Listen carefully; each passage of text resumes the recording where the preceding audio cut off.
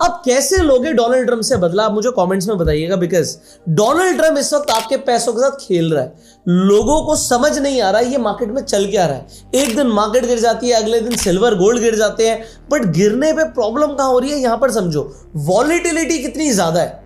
Silver अभी जिस वक्त मैं वीडियो बना रहा हूं लगभग 3.4% डाउन है, बट सिल्वर का ETF यहां पर देखो 11% डाउन, 11% डाउन। सिल्वर 3% गिरी तो ETF 11% कैसे गिर सकता है? नहीं, 11% नहीं गिरा है, ये तो आपको गलतफहमी हुई है।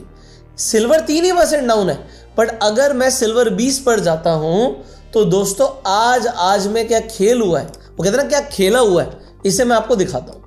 मार्केट कल जहां पर क्लोज हुई, सिल्वर का ETF कल जहां पर क्लोज हुआ, उसके बाद देखिए इसने लो कितना बनाया, लगभग 20% का। 20% ETF एक दिन में गिर गया। हाँ, अगर आपने 20% पे बुक कर दिया, बेच दिया, तो आपको 20% का नुकसान हुआ, बट उसके बाद अभी अगर आप देखोगे लगभग नीचे से बॉटम से 11% फिर ऊपर चला गया। ये हो क्या रहा है यार? सिल्वर तो 3% गिरी है। उल्टा अगर आप सिल्वर का देखोगे, मैं यहां पर आज की एक डेली कैंडल दिखाता हूं, तो यहां पर कोई इतनी बड़ी विग भी नहीं बनी है।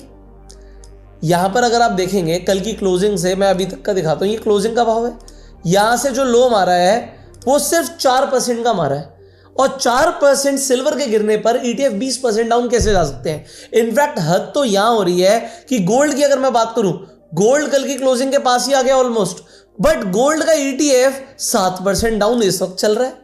अगर मैं यहां पर भी दिखाऊं कि कल की क्लोजिंग से यहां पर क्या हुआ है, तो आप देखिए कल की क्लोजिंग से इसने, गोल्ड के ETF ने आज 12% का लो लगा दिया। तो लोग क्या कर रहे हैं, पैनिक में आगे क्या करते हैं, अपने ETFs को, अपने म्यूचुअल फंड्स को बेच देते हैं। और इनफैक्ट मार्केट के अंदर भी पैनिक है। आज हल्की सी रिकवरी दिखाई है, क्योंकि अब डोनाल्ड ट्रंप साहब क्या बोल रहे हैं, पहले उन्होंने क्या बोला कि मैं यूरोपियन नेशंस पर 10% का टैरिफ लगाऊंगा, और अगर ग्रीनलैंड के ऊपर ये नहीं माने तो मैं 25% तक का टैरिफ लगा दूंगा। तो टैरिफ की बात सुन के हमारी मार्केट ने क्या किया, एकदम से मार्केट क्रैश हो गई। ये देखिए, ये इंडियन मार्केट का हाल है। कुछ याद आ रहा है कि मैंने अभी हेड एंड शोल्डर के ऊपर वीडियो बनाई थी, वो वीडियो में मैंने बोला था कि मार्केट आपको 25,000 का लेवल तोड़ते हुए दिखेंगी। कुछ यहां पर देखिए जरा, 25,000 का लेवल टूट गया। अच्छा, कई लोग कमेंट कर रहे थे कि ऐसा नहीं होगा या ऐसा कुछ नहीं है, कमेंट्स पढ़ लेना लोगों के जाके, पर फिर भी मैंने आपको बताया था कि यहां से लेकर यहां तक ये लगभग, अगर आप देखोगे 700 पॉइंट्स का फॉल है, तो 700 पॉइंट्स यहां से भी आपको मार्केट गिरती हुई दिखेंगी, जो कि एग्जैक्टली टारगेट अचीव वाली बात हो गई है। Anyways, it was not a recommendation, just a chart pattern जो मैंने देखा था। बट यहां पर मैं आपको बता रहा हूं कि हमारी मार्केट के अंदर भी पैनिक दिख रहा है। ये पैनिक क्यों आ रहा है? क्योंकि सबसे पहले डोनाल्ड ट्रंप ने बोला कि वो ग्रीनलैंड लेकर रहेंगे। There's no rare earth, no such thing as rare earth. There's rare processing, but there's so much rare earth. And to get to this rare earth, you got to go through hundreds of feet of ice.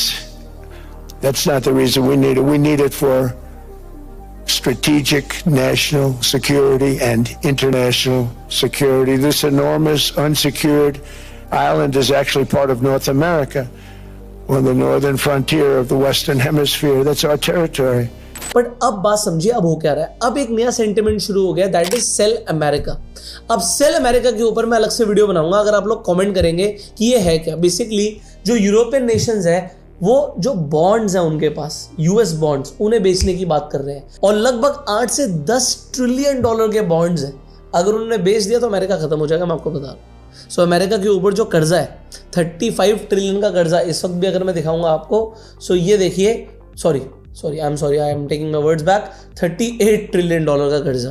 तो ये कर्जा बढ़ता जा रहा है, और अगर date बेचे गए तो डेट की रीपेमेंट करनी पड़ेगी, और रीपेमेंट करनी पड़ेगी तो और ज़्यादा नोट प्रिंट करने पड़ेंगे, और उसके लिए फेड के चेयरमैन से जाके बात करनी पड़ेगी, और वो तो अगेंस्ट बैठे ट्रम्प के। तो बहुत कुछ गड़बड़ हो रही है, और ये गड़बड़ का माहौल अभी कुछ शांत कैसे होगा, क्योंकि जैसे यूरोपियन नेशंस ने बोला हम बेच देंगे अमेरिका, सेल अमेरिका मतलब हम तुम्हारे बॉन्ड्स बेच रहे हैं, तो हुआ क्या, ट्रम्प ने आके बोला हाँ हमने बात करी है, तो अभी के लिए टैरिफ्स नहीं लग रहे हैं यूरोपियन नेशंस पर, इसलिए मार्केट्स ने रिकवरी दिखाई है। बट देखो, अभी भी सिचुएशन अच्छी नहीं है।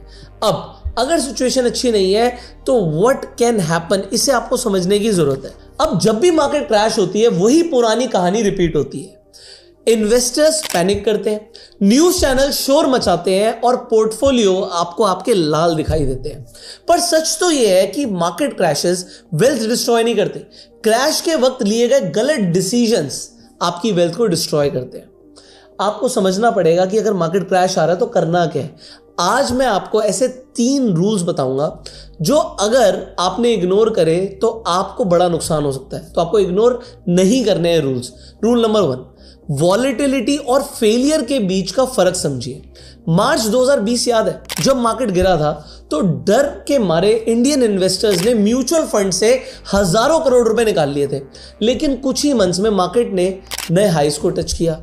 याद रखिए, मार्केट गिरने का मतलब यह नहीं है कि आपका इन्वेस्टमेंट फेल हो गया, बस प्राइसेस एडजस्ट हो रहे हैं। लॉन्ग टर्म वेल्थ वॉलेटिलिटी से बचने से नहीं, उस वॉलेटिलिटी को सर्वाइव करने से बनती है। अब रूल नंबर 2 को समझिए, liquidity is more important than predictions. ज्यादातर लोग पैनिक में इन्वेस्टमेंट इसलिए नहीं बेचते क्योंकि मार्केट पर भरोसा नहीं है, बल्कि इसलिए बेचते हैं क्योंकि उन्हें कैश की अर्जेंट जरूरत होती है। अब देखिए, मिडिल क्लास फैमिलीज में तो खर्चे आते रहते हैं, चाहे वो मेडिकल एक्सपेंस हो या फिर जॉब अनसर्टेनिटी हो। जब भी इमरजेंसी आती है तो इन्वेस्टमेंट बेचना सबसे इजी लगता है और यही सबसे बड़ी गलती है।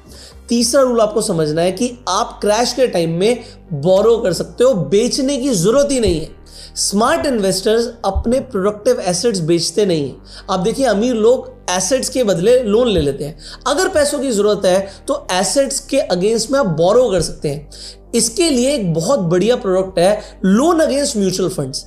इसमें आपके म्यूचुअल फंड्स इन्वेस्टेड रहते हैं और ग्रो भी करते रहते हैं, मतलब बेचने की जरूरत नहीं है। अगर आपको पैनिक दिख रहा है, इंटरेस्ट सिर्फ उतने ही अमाउंट पर देना है जितना आप यूज करोगे और इंटरेस्ट रेट्स 10.5% के आसपास रहते हैं। अक्सर म्यूचुअल फंड्स की रिटर्न से कम होते हैं, 12% मार्केट दे देती है। तो वोल्ट मनी एक सिंपल सॉल्यूशन है। इंडिया में वोल्ट मनी स्पेस में मार्केट लीडर है, 50% से ज्यादा शेयर है उनके पास। इनका प्रोसेस पूरी तरह डिजिटल है। अगर आप 10,000 से 5 करोड़ तक का लोन चाहते हैं तो वोल्ट मनी पर जा सकते हैं। इंटरेस्ट रेट जैसे मैंने बताया 10.49% है और डिसबर्सल इंस्टेंट होता है। सबसे अच्छी बात क्या है कि इसमें कोई मंथली प्रिंसिपल रीपेमेंट का प्रेशर नहीं आता। याद रखिए, जो मार्केट में क्रैश होते हैं टेम्परेरी होते हैं, बट अगर आपने एग्जिट कर दिया तो ये परमानेंट डैमेज हो जाएगा। मतलब अगर आपने एग्जिट कर दिया तो फिर क्या है, लॉस बुक हो गया ना। तो लॉस बुक नहीं करना। अगर आपको दिख रहा है आपका पोर्टफोलियो नीचे जा रहा है तो आप उसके अगेंस्ट में लोन ले सकते हो। ये फीचर अभी तक हो सकता है आपने एक्सप्लोर ना किया हो, बट आप वोल्ट मनी पर जाके इस फीचर को एक्सप्लोर कर सकते हो। आपको लिंक डिस्क्रिप्शन और पिन कमेंट में मिल जाएगा वोल्ट मनी का। आपको मार्केट प्रिडिक्ट करने की जरूरत नहीं है, बस सर्वाइव करने का एक प्लान चाहिए। अगर आप म्यूचुअल फंड्स में इन्वेस्टमेंट करते हैं तो डिस्क्रिप्शन में जो मैं लिंक दे रहा हूं उससे जाके अपनी एलिजिबिलिटी जरूर चेक करना। भैया आपने SIP कर रखी है तो एक बार चेक करो कि आपको कितना लोन मिल सकता है, बुरे वक्त पर कितना पैसा आपके पास होगा। तो 15 सेकंड लगेंगे। तो डिस्क्रिप्शन में जो मैं लिंक दे रहा हूं उसे यूज करेंगे तो आपको 250 रुपए तक का फ्लैट डिस्काउंट मिल जाएगा, जो आपको प्रोसेसिंग की 1 टाइम फीस लगेगी। अब वो चाहे आप 3 साल तक का भी लोन लेंगे तो प्रोसेसिंग फीस सेम ही है। बट गलत डिसीजन से बचिए। आज ही वोल्ट मनी पर जाकर चेक कीजिए कि आपको कितना लोन मिल सकता है। सो लिंक वोल्ट मनी का डिस्क्रिप्शन और पिन कमेंट में है। फाइनली, अब जब आप इस तरीके का क्रैश देखते हो कि भाई ETF इतने ज्यादा गिर गए तो क्या करना है। अगेन, ETF गिरे, म्यूचुअल फंड गिरे तो आपको बेचना नहीं है, पैनिक नहीं करना। अगर पैसे की जरूरत है तो लोन लेके भी बचा जा सकता है, ये समझना हमें जरूरत है। फाइनली, जब भी मार्केट के अंदर एक पैनिक सिचुएशन होगी आपको ना इस तरीके से दिखेगा, जो प्रीमियम्स है बहुत जल्दी खत्म होते हैं। बट अभी भी क्या गोल्ड और सिल्वर की तेजी खत्म हो चुकी है? क्या यहां से गोल्ड 2 लाख नहीं जाएगा? We do not know. But yes, अभी सिर्फ एक रेड कैंडल देख के मैं ये नहीं बोल सकता कि गोल्ड में तेजी खत्म हो गई है। मैं एक दिन की निफ्टी के अंदर रिकवरी देख के ये भी नहीं बोल सकता कि निफ्टी यहां से रिकवर करेगी। सो आप लोगों को ये समझना है, panic can still be there. Panic आगे भी रह सकता है, बट अगर आपने एक बार भी अपना पोर्टफोलियो बेच दिया, आप मार्केट से बाहर हो गए, लॉस आपने बुक कर लिया। सो आपको क्या करना है, थोड़ा सा पैसा जोड़ के आप चाहो तो री इन्वेस्टमेंट कर सकते हो। इनफैक्ट अगर पैसों की जरूरत है तो पोर्टफोलियो मत बेचना। इस वीडियो में आपको सबसे इंपॉर्टेंट चीज बताने का मुद्दा ये है। बाकी अगर आपको सेल अमेरिका के ऊपर वीडियो चाहिए तो कमेंट में लिखेगा सेल अमेरिका, और मैं आपके लिए एक डिटेल्ड वीडियो बनाऊंगा जिसमें मैं आपको पूरा ग्रीनलैंड के ऊपर क्या आगे चल रहा है, क्या आगे एक्शंस हो सकते हैं। और अभी के लिए तो अटैक नहीं होगा जो मुझे लग रहा है, उसके क्या रीजंस हैं वो भी मैं आपको बताऊंगा। सो कमेंट में आपको सेल अमेरिका लिखना है। इस वीडियो को शेयर कीजिए जिससे लोगों को समझ आए कि भाई मार्केट में पैनिक क्यों आ रहा है, गोल्ड सिल्वर के अंदर इतने बड़े बड़े वॉलेटाइल मूव क्यों आ रहे हैं, और मार्केट जब क्रैश हो तो अपना पोर्टफोलियो नहीं बेचना है। Subscribe this channel, click on the bell icon. You go self made and Jai Hind.